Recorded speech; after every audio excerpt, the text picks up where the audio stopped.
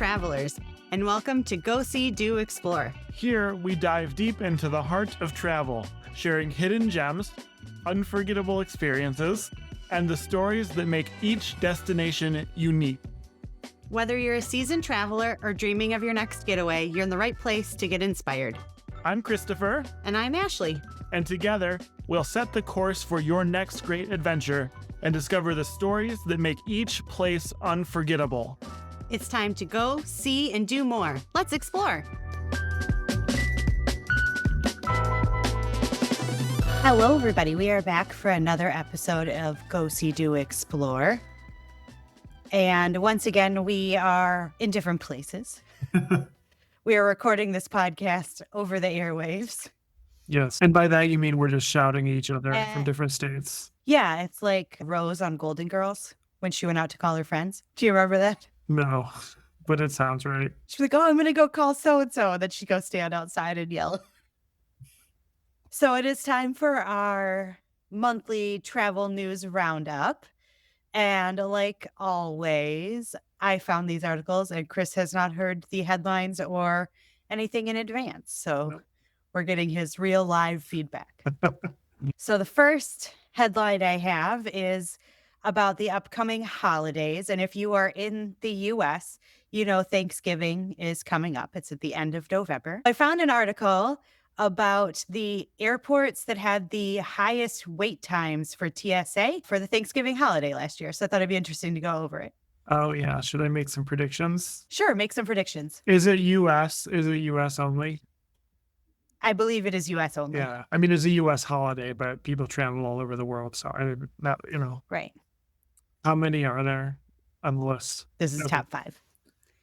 All right. I'm going to say in no particular order, JFK, LaGuardia, LAX, Dallas, and Atlanta. Ooh, should I have included Orlando? It's too late. You got a few of them. Okay. Number 1 on the list is Miami. Oh.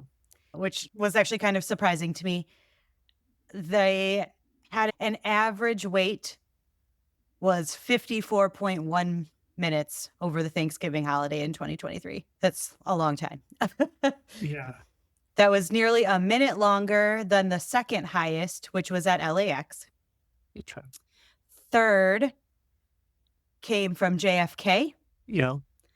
Then SeaTac, Seattle, Tacoma. I was wondering if they were on there. Yeah. After that was Fort Lauderdale. Those are the top 5. Okay. So people are really going to and from Florida, southeastern Florida in particular. Yeah. I mean, Miami and Fort Lauderdale.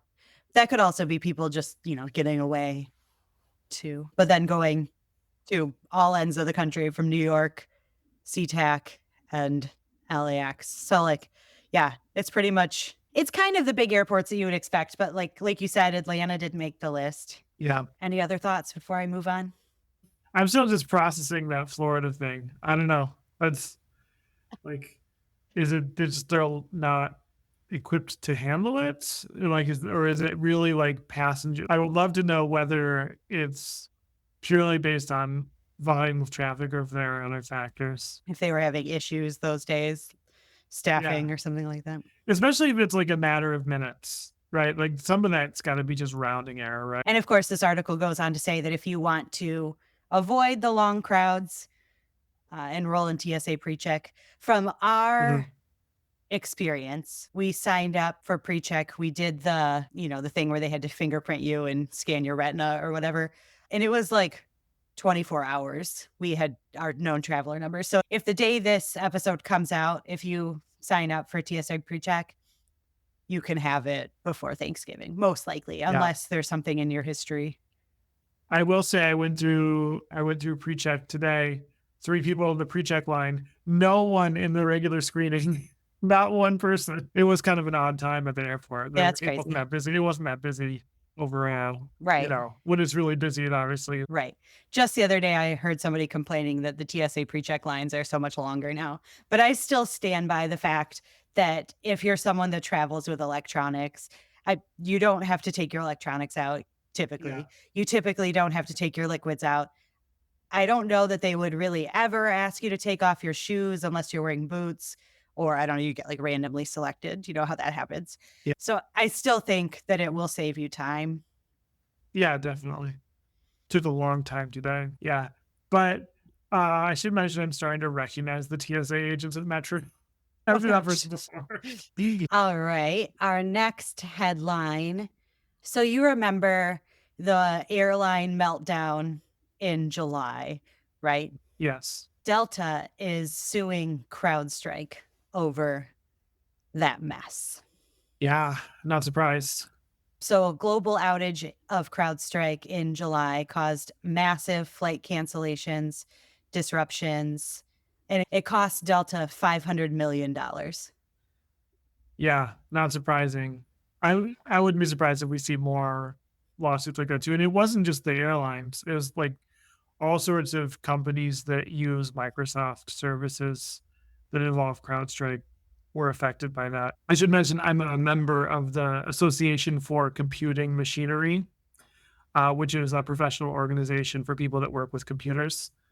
And they wrote a really, really great kind of an open letter slash request for information from CrowdStrike. And I have been trying to follow that to see kind of where that's gone. I don't know if they're going to get a response, but the ACM is really good when it comes to computing ethics. And they identified many ways in which it seemed like CrowdStrike had just done the wrong thing. And I speak as a member of that industry too, that really we should be better. And I hope that we get some answers as far as what happened and how to prevent that kind of thing in the future because it's really disruptive for the economy, for people's lives. It's just not good for all sorts of reasons. Yeah. The incident led to worldwide flight cancellations and hit industries all across the globe, including banks, healthcare, media companies, and hotel chains. The lawsuit claims that forced untested and faulty updates to its customers, causing 8.5 million Microsoft Windows based computers around the world to crash. Yeah. We all hate testing software, but it's really important. Obviously, it's really important. This next headline I thought was pretty interesting. Delta Airlines and the Department of Transportation update plans for adaptive wheelchair seats on future flights. Oh, that's cool. I wonder, yeah. I would love to see like a mock up of how that's going to work. Right.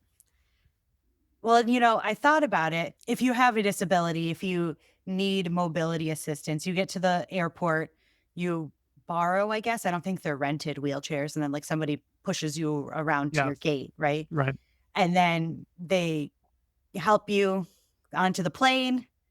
And then on the other side, you have to do it in reverse. The- So why can't you have your own wheelchair? Like, why can't they strap you in to a plane, kind of like they do when you go on a bus? Probably because if the plane crashes, the wheelchair is not particularly safe. Right. That's why I'm sure. Like those seats are built to withstand impacts and stuff in a way that like your ratchet strapped wheelchair is not going to do that. You know, so it would be True. interesting to see what they're doing. This article claims that airlines in the US damage or destroy 10,000 to 15,000 wheelchairs and other mobility devices every year. That's crazy. Wow. I guess when they're taking them and putting them in cargo, I would imagine Yeah. would be when that happens. Yeah. Right. When they're like throwing them on or off the plane.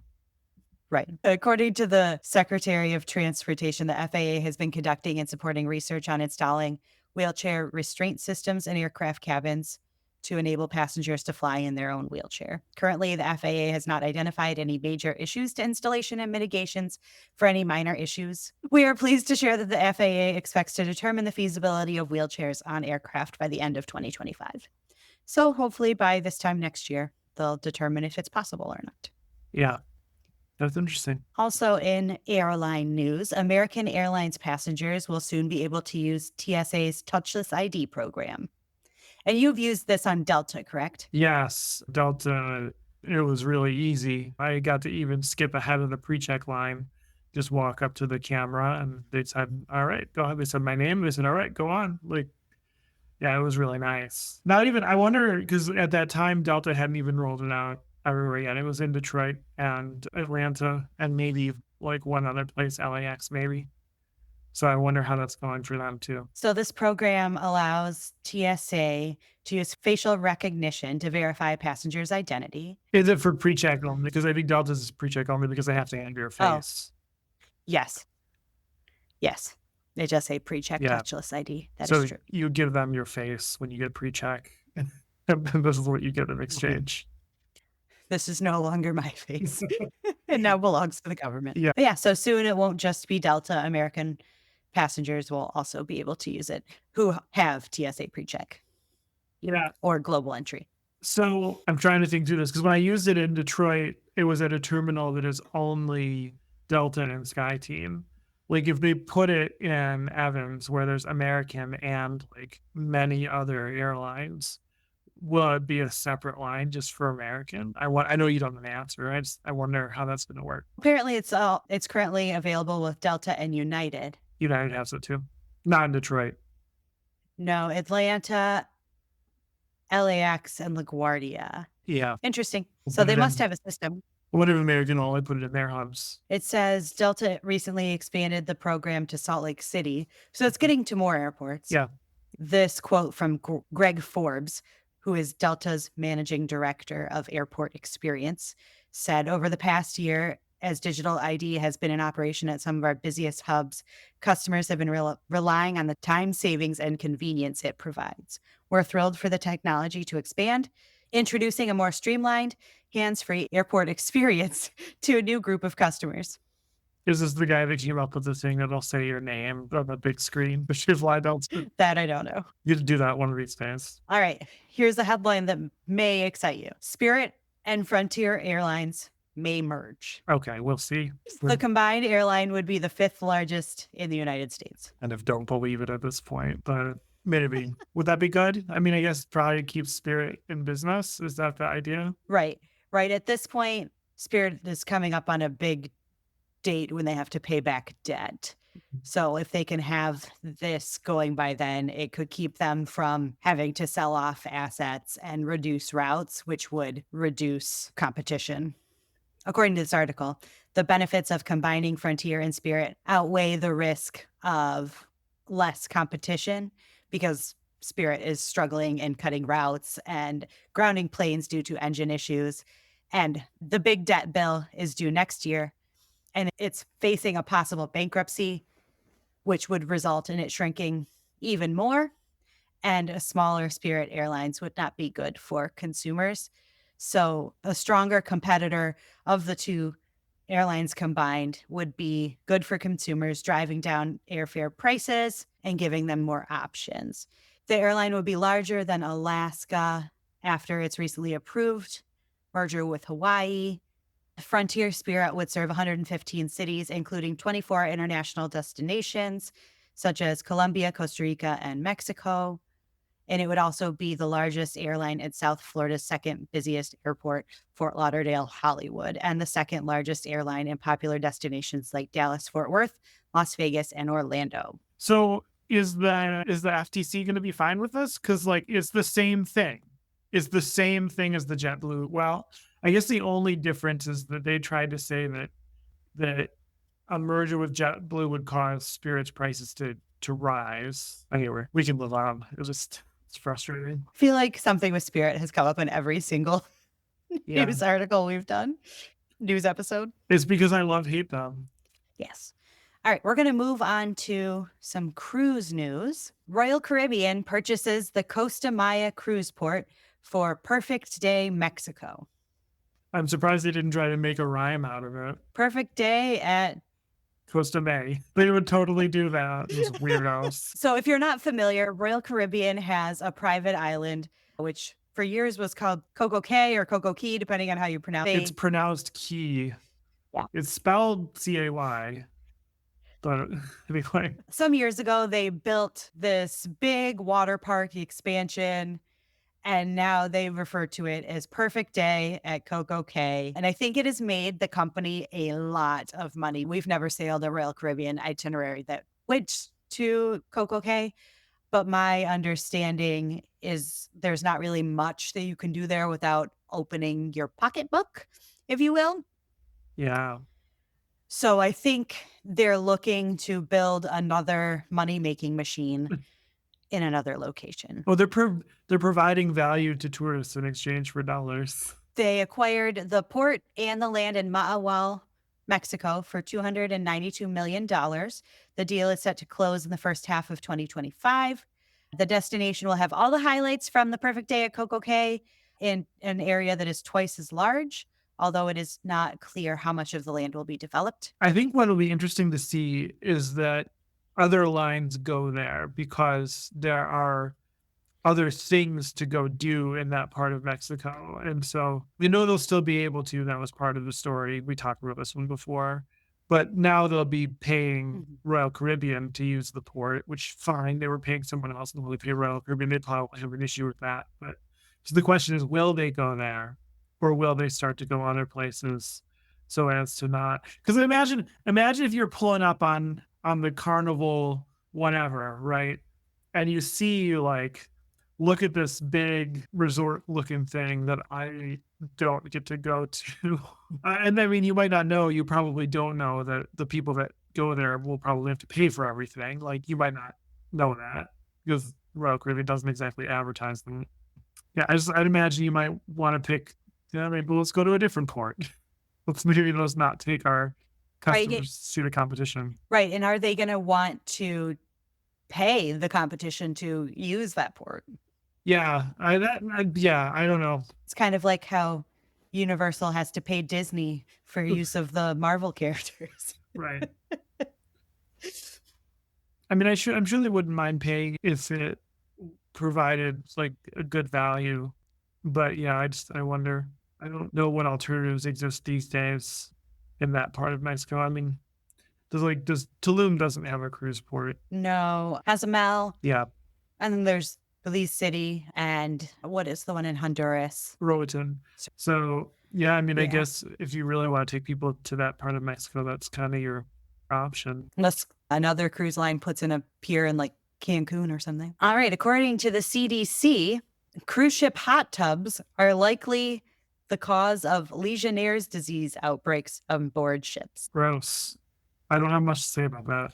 I've never been tempted to go in one, and I doubt I will. You're not really a hot tub person. And even more than not a hot tub person, you're not a shared hot tub No, person. not a public hot tub. I just, and also like, I don't really like hot tubs when you're in the Caribbean and it's like 90 degrees out. Yeah, no thanks. Between November of 2022 and June of 2024, there were a dozen cases among passengers on 2 different cruise ships. The illness is a severe kind of pneumonia caused by Legionella bacteria. Yeah. The report from the CDC does not name the cruise vessels or the cruise line. That means people are like drinking it too, right? I mean, like they're ingesting it. It doesn't go through your skin. But that's like 2 years. I mean, it's not a ton of people. I guess a year and a half on 2 Probably, different cruise ships. probably there are much higher causes. Like I wouldn't be surprised if this is one of those cases where the cruise industry is being singled out. But nevertheless, it's still disgusting. So it said 2 of the guests stayed in cabins with balcony hot tubs. So I really Oh. wonder what cruise line that is.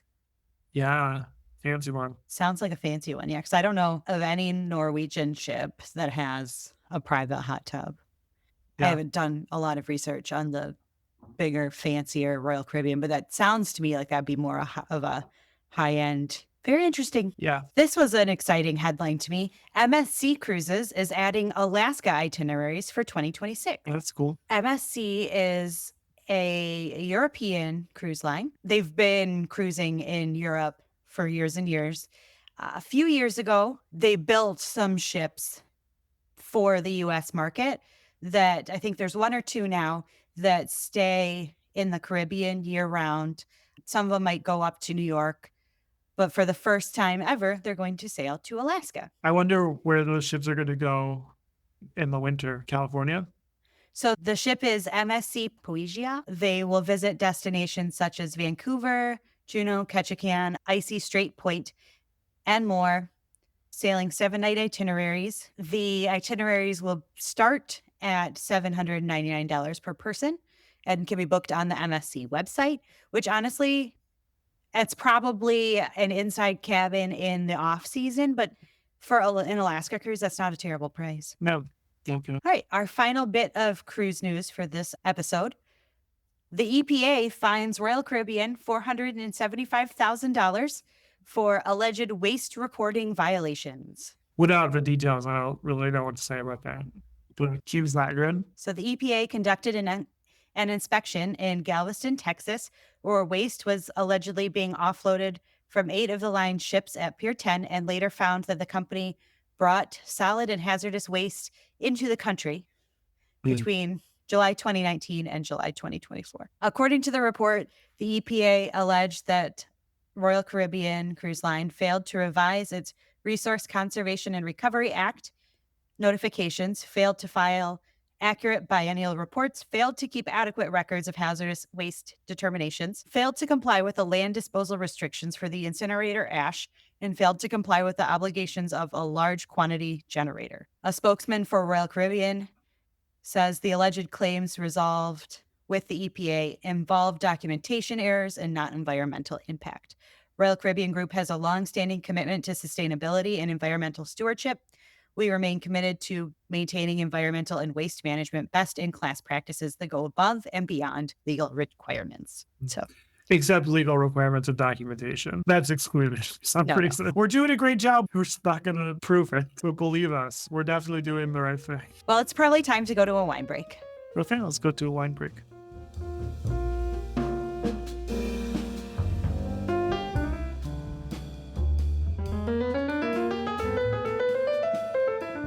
We're here for the wine break. And today we have a familiar wine from a familiar vineyard. This is Silhouette from Chateau Grand Traverse. We've talked about Chateau Grand Traverse many times, so nothing really more to say there. But it's a 2018, it's a red blend. We're gonna try it, see what we think. I really like this one. I smell a lot of vanilla. Do you smell vanilla? Yeah. Do you remember what vanilla comes from? The oak, right? Yes. Yeah, see, I remember. I figured you would. I just tried to make it interesting. Yes. 2018, that's gotta be one of the older bottles that we have. It's definitely on the older side. We have a 2012. And I think that Regal Reserva is like a 2008 or something like that. But I mean of like the regular ones. Of the regular non-specials, yeah. Yes, and so actually, that was why I grabbed this bottle, is because I wanted to talk a little bit about wine storage. So you hear about people aging wine, and usually what they're referring to, if you're talking about a winery, they're either aging in a barrel, or they're aging in stainless steel, or sometimes they're aging in bottles. And it really depends on the style of wine and what they're trying to do. But it's not usually that they're aging in bottles unless it's a kind of a certain kind of wine. Usually a very acidic, very tannic red wine can age in bottles for years and years and years. Also, wines that use the method champenoise have a second fermentation in a bottle, right? But anyway, usually when you hear about wineries talking about aging, that's what they're talking about. But when you get wine home, you can keep it in a bottle for some time. How long depends on the wine and the characteristics of that wine. So almost all white wines, you've got about a year, maybe 2 years. There are some exceptions to that. Highly acidic wines that have a lot of sugar, other things that we're not going to get into because it's too complicated. If there's a lot of, there's not typically tannin in white wine, but if it was like an orange wine or something like that. But red wines, you can keep around typically longer than that. A lot of times 3 years for sort of a typical red wine. But I mean, of course, the ones with lots of tannin and lots of acid can be 20, 30, 40, 50, 100 years. The characteristics of the wine totally change in that time frame. But you can do it, and you can do it at home. And so I was reminded by this 2018 that we probably bought in, 2020, I would guess. And so what we do is we have wine in a place in my house I'm not going to tell you in case you try to break in. But it's in a cool, dark place. The temperature doesn't change that much. It's cool, but not too cold. But really the key thing is you want to keep the wine on its side or upside down. And the reason for that is you want to keep the cork wet. Cork dries out, and cork is preventing your wine from oxidizing. Oxygen is the main enemy if you're trying to preserve your wine. And so even when you just bring wine home from the grocery store, if you're going to keep it around for more than a few days, make sure it's on its side or make sure it's upside down. It's really important. It actually does make a difference. And then in general, you just kind of don't want to touch it. Like, just let it sit. Let's say you were to go into someone's wine cellar and just like shake all the bottles. Cork is not completely airtight, right? So you actually would be oxidizing that wine and causing all kinds of bad things to happen. So you just want to kind of leave it alone in the dark. Hopefully the temperature doesn't change too much, because if it gets really hot and gets really cold, air will flow in and out of that cork as gases expand and cool. And you just don't want any of that. You just want it to be untouched. And if you do that, you can keep wines around for a couple years. And it's fun because, like, yeah, this wine we bought in 2020 and we're having it now, and it's like a little memory, right? It's a memory in a bottle. Yeah. Question. Yes. Can you only age wine that has a natural cork, or can you age something with the screw cap or synthetic cork? This is a good question, and I don't think that people agree. I think the conventional wisdom is that wine that's going to age should have a high quality natural cork. And the reason for that is, one, I think just historically that's the thing that's gotten the job done, right? And when you think about sort of the time horizon of aging wine, if it's going to be, especially if it's going to be like 20 or 30 years, like, screw caps are not that old. We don't have like the evidence. I mean, maybe they're just that old, but you don't have the evidence of like thousands of years of winemaking. Also, one of the things that is important, it turns out that actually for aging, a little bit of oxygen is important. So if you completely make it like hermetically sealed, you get a different result. Now, there are also like the people in the Stelvin cap, which is what they call those screw caps, the Stelvin cap world, will argue with this. They will dispute this, and they will say, no, screw caps are just as good. In fact, oftentimes better, because with cork, you can get something called TCA. The C stands for chloride or chlorine or something like that. It's called cork taint too. And you'll know it when you smell it because it smells like bleach. That's why. This is the reason why when you open a new bottle or at a restaurant, they should let you smell it and taste it, and they'll give you the cork to smell. Right. And so sometimes people will say a wine is corked or whatever, and that's just something that happens. You can minimize it with good sanitation practices and by not using bleach in your sanitation process, for sure, but sometimes it's just in cork and it's just going to happen. Does not happen with Stelvin caps, right? And I don't think it happens with synthetic cork either. And so I'll leave just with one last example. I was just watching a Wine Folly video where they were tasting in Italy, and they were doing a blind test, and the winemaker presented two wines, and they were doing a blind test, and they had to decide like what's what. And they were really baffled.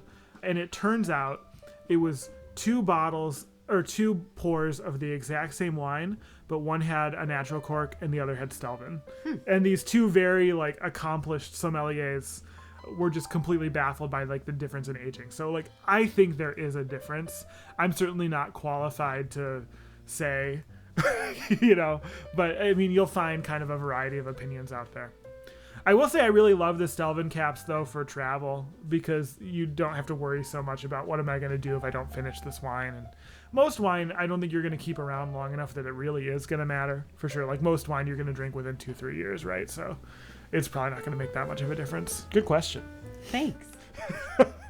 Well, that was Silhouette from Chateau Grand Traverse. Really nice.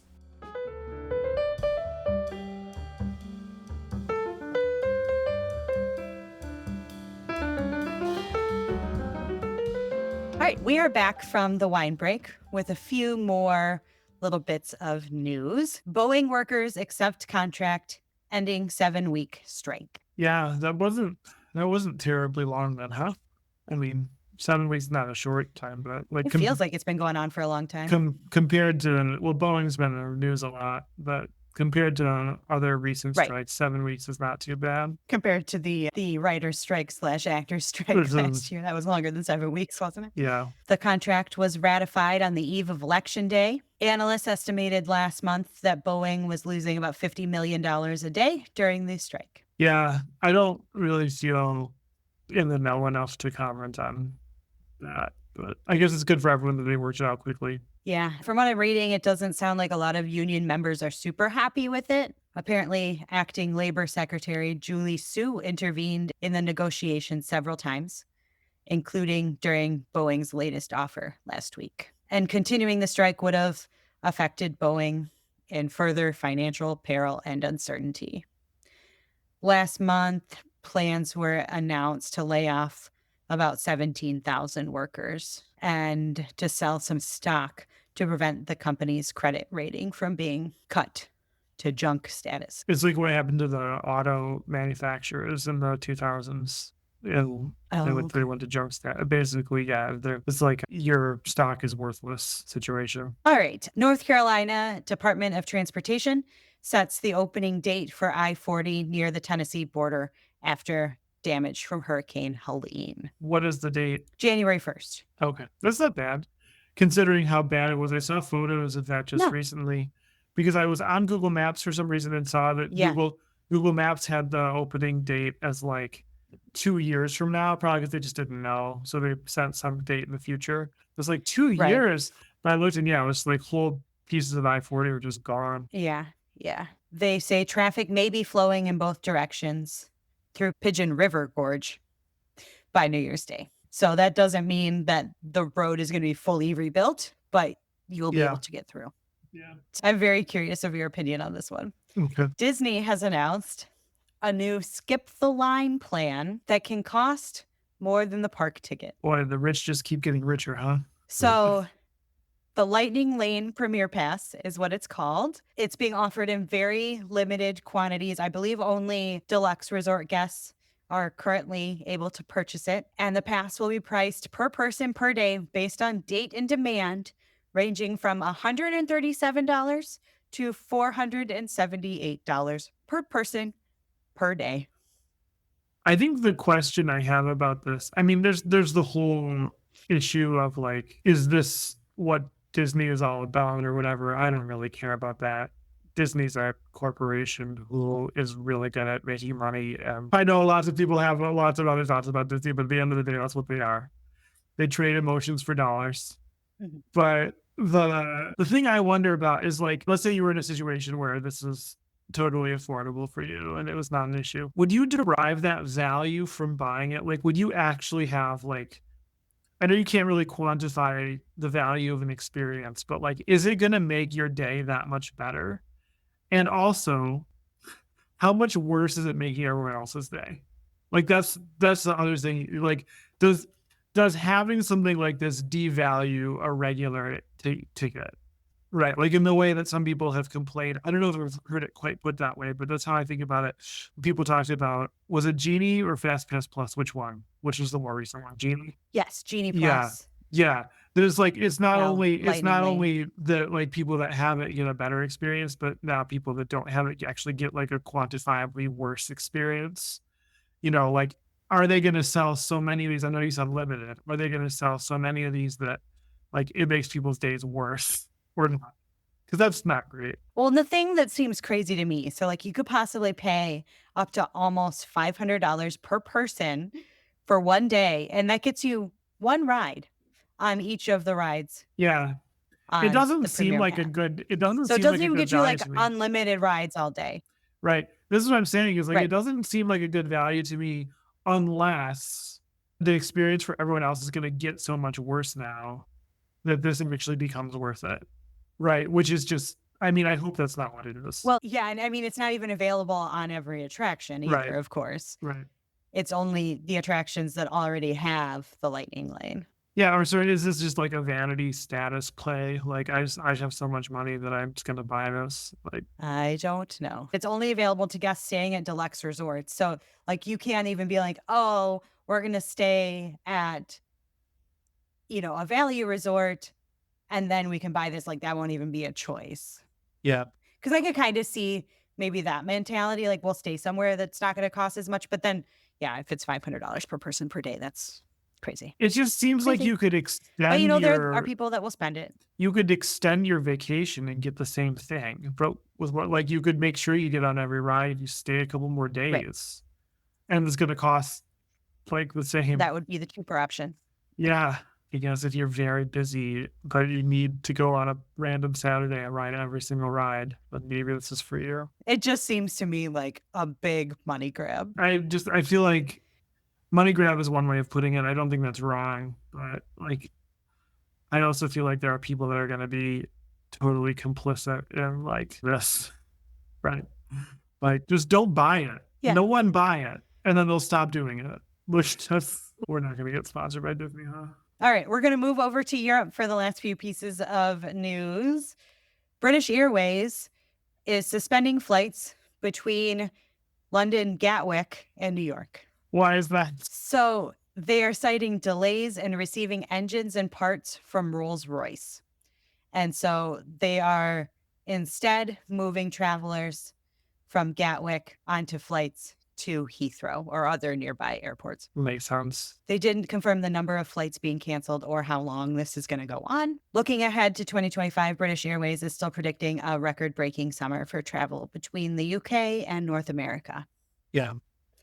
Is it because they can't compete with Norse out of Gatwick? I think Norse flies out of Gatwick. You figured it out. I figured it out. This one's more, I think we'll have more to say. Venice is going to double its day trip fee for 2025. Yeah. I mean, I guess it's not really going to solve the problem. It'll get them some more money. So in 2024, Venice unveiled its solution for overcrowding to make the city feel like an amusement park.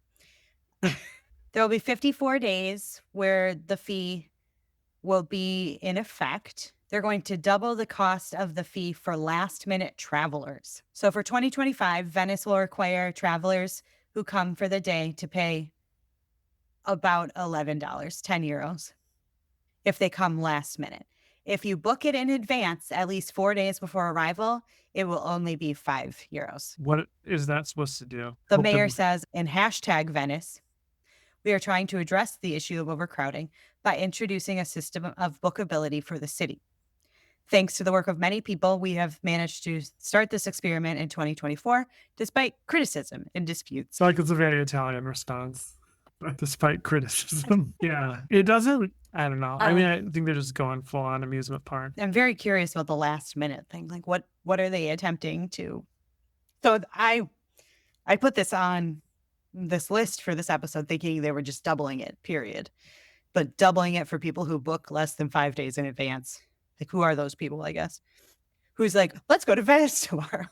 They're probably people who live in Italy or are already in Italy. Well, yes. Very interesting, though. I don't think it's going to solve the overcrowding problem. And it's definitely makes it feel more like an amusement park. Yep. All right. So that will do it for this episode. And we'll talk to you next week. Bye. Bye.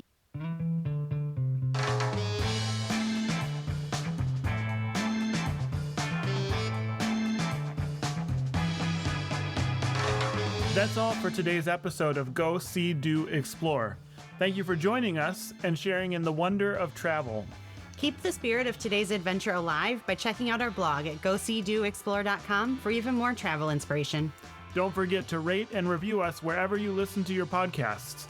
It really helps fellow travelers find us and join our community. Until next time, keep exploring, keep dreaming, and keep traveling by any means necessary. I'm Christopher. And I'm Ashleigh, bidding you farewell and happy exploring.